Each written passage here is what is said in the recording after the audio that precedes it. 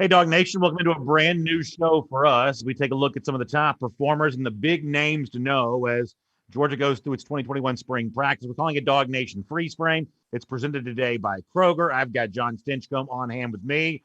We're going to take a close look at Jordan Davis in just a moment and discuss his impact both on and off the field for the Georgia Bulldogs this upcoming season and the effect that he's already having on this spring practice there as well. But before I welcome in John, let me welcome in my friends from Kroger who make all of this possible here today. And of course, as we head towards that Easter holiday, and it's not too soon to start thinking about the fact that Easter, it's on its way. Don't forget that you can get everything you need, whether it's the stuff that you put inside the Easter basket or the eggs that you hide and hunt for as the kids, or the recipes and all the great stuff you need for that great Easter holiday meal. You can get all that right now at Kroger. If you go to this website, it's Kroger.com/Easter.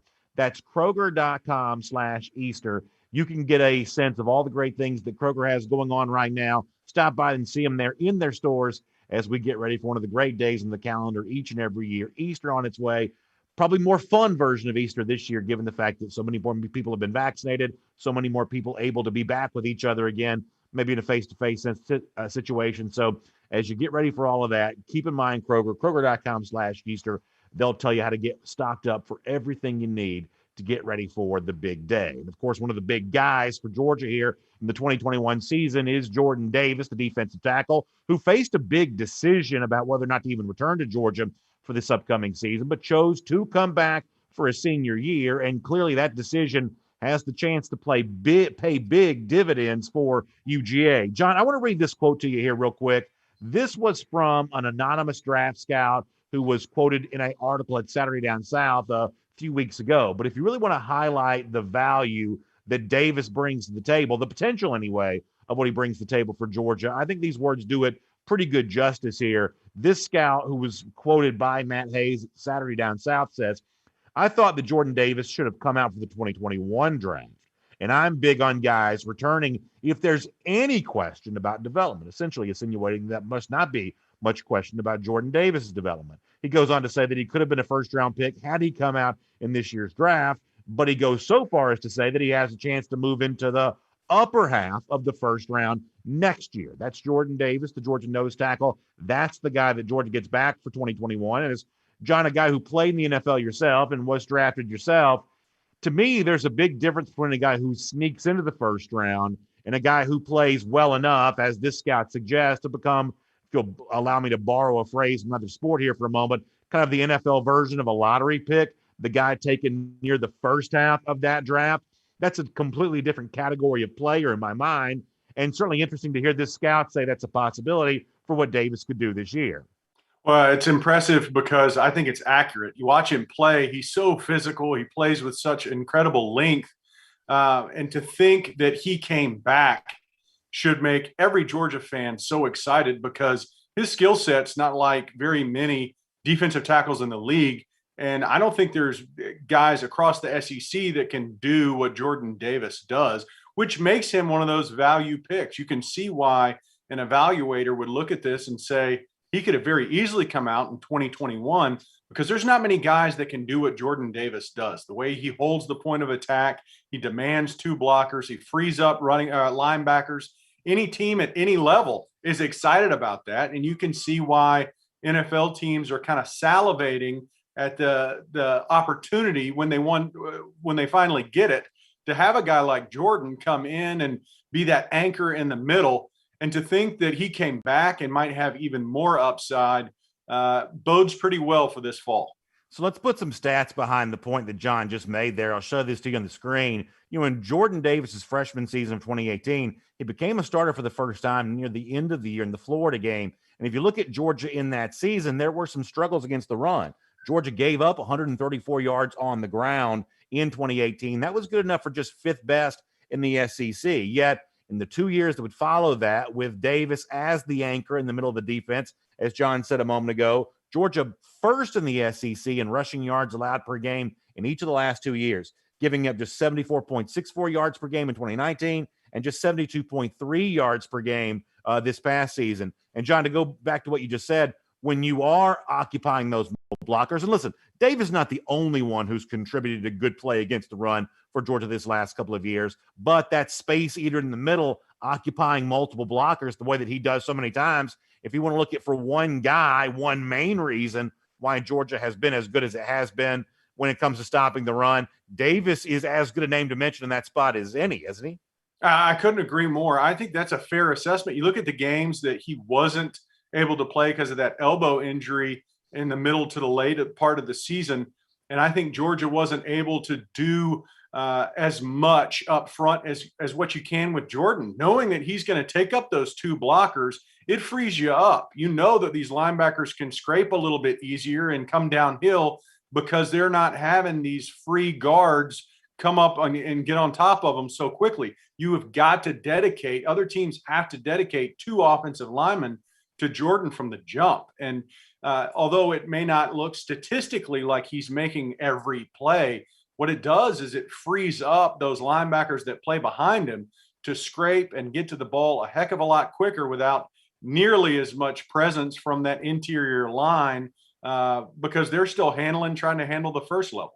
And here on Dog Nation Freeze Frame, I do want to take this a step further, and this is what we hope to be able to do on this show a little bit. We're not going to show you the video highlights by rule. We're not technically allowed to do that, so we'll play by the rules here. But, you know, when you think about Davis as a run stopper, we said before, you also see the emergence of Davis as a pass rushing threat there as well. He's had multiple sack seasons at Georgia. When healthy, he's shown an ability to get after the quarterback. You want to go back to the Peach Bowl win against Cincinnati. In the first quarter of that game, he did have a sack. And I want to show you a freeze frame of this, of in a situation where, you know, Ritter, the Cincinnati quarterback, kind of on the move here. Davis in the middle after Ritter, the quarterback, is kind of pushed back on the inside by Adam Anderson and really a host of Georgia pass rushers. Davis sheds a block, gets off him, and able to get over there and get credit for the sack. But it's really more the ability to get around the block that kind of shows the athleticism of Davis more than anything else. And, you know, John, I know you've had a chance to watch this play and talk about, you know, kind of what you've seen from Davis before from a pass rushing standpoint. But when you are athletic enough to also get off of blocks as opposed to just lean on somebody with a big body, how much more valuable does it make a player like him? Well, it's huge. It's the one piece of his game that he can continue to develop because we've seen him time and time again in the run game hold up these offensive linemen. But I think as he has progressed as a player at Georgia, what you're starting to recognize is how quickly he's transitioning from being a run stopper to getting on the edge of these offensive linemen. He's so massive that once he's figured out, if you know, it's not just pocket push every time, right? When most of these big interior D linemen, they stop the run. Once they recognize pass, they're just trying to compress the pocket. I think what he's been able to develop and add to his game is his transition is he's starting to work edges, and that's a big man to try to stop with just half of a body for an offensive lineman, and that's where his game has progressed. It may be hard to tell from just this freeze frame alone, but the block that Davis sheds there, the game against Cincinnati, is Jakari Robinson, the center for Cincinnati, who was a multi-year starter there, was a three-star recruit by rivals coming out of high school, top 25 center in the country, top 75 player in the state of Alabama. Robinson was from Talladega. This was a guy on the Remington Trophy watch list. Now, listen, I'm not going to try to oversell him as, you know, necessarily Mike Webster here, but this is a real football player. This is a guy with some real credentials. And if you watch the video highlight, and you can see a little bit there from the freeze frame that we show, Davis sheds him with ease, essentially tosses him to the side to be free to go after Ritter, the quarterback there. To me, John, it demonstrates the kind of one-on-one battles that he's truly capable of winning on a regular basis. We've seen him do that in SEC play, and now the sense that you get is he's ready to do even more of that as he moves into his final year here at Georgia in 2021. And part of that is conditioning, right? I mean, I think you heard Coach Smart in the middle of last year saying, we want this guy on the field more. You want Jordan Davis out there as much as you can, as much as he's able.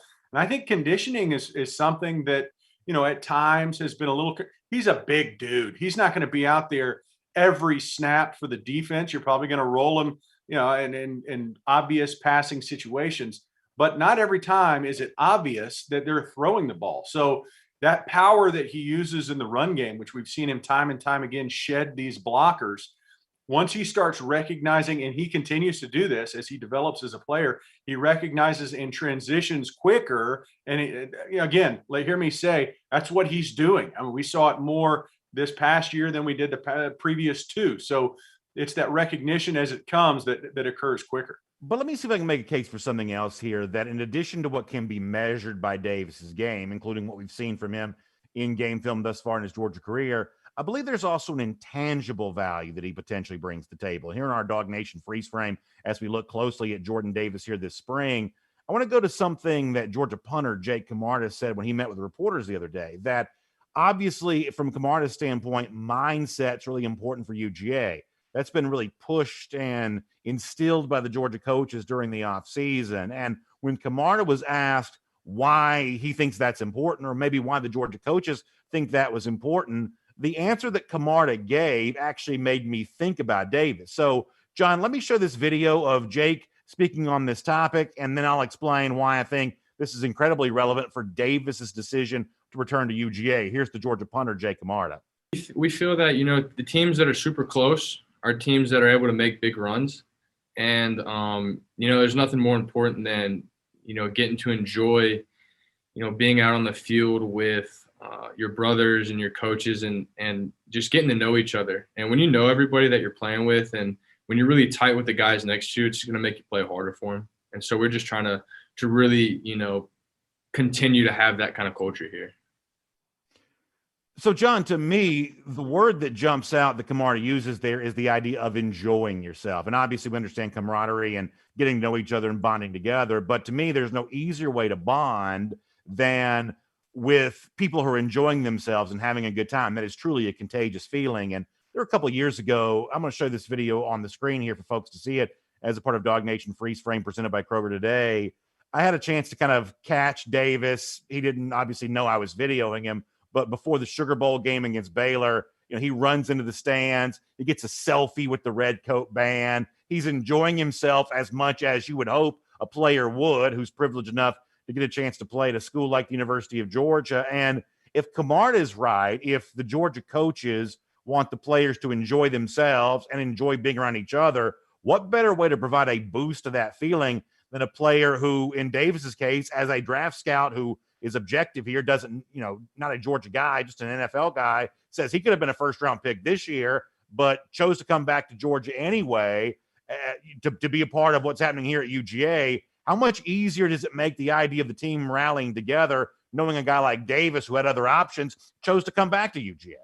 Well, I think it sends an amazing message to the rest of the team that there is amazing value on this team, that being a part of this Georgia Bulldogs group in that locker room is of value. So much so that he's willing to forego an opportunity for a year. I'm going to push it off for a year. I could be a multimillionaire instantly come April, but you know what?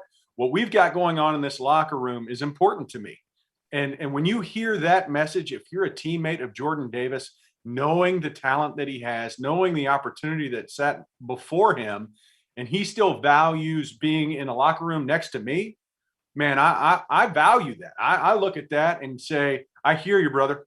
I hear you. There's something special going on here, and we get to be a part of it. Now, you still have to push. You still have to put in the work. But just again, what do we always reference? We look back and look at the Sony Michel, Nick Chubb, Lorenzo Carter, Davin Bellamy decision that they made a few years ago to come back. They made that same choice of what we have in this locker room is special. The opportunity that I think we're going to have come the fall, I want to be a part of it. I don't want to miss out of it. And yes, my day will come where I get to put my name on the bottom of a contract that's got millions of dollars in front of it. But I think there's a better opportunity for me in the immediate, and I want to be a part of that.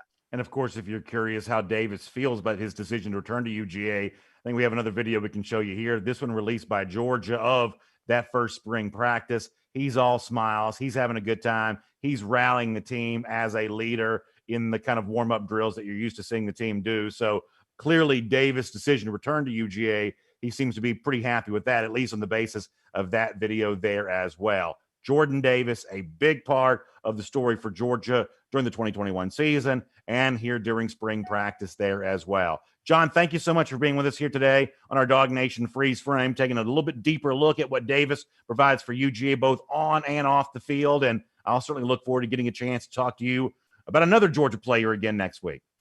Always a pleasure, BA. Go Dogs. Huge thanks to Kroger for making all this possible there as well. Make sure you check them out as we head towards Easter, Kroger.com/Easter for a lot more on that. And thanks for being here today on Dog Nation Freeze Frame, taking a look at what's going on during UGA spring practice.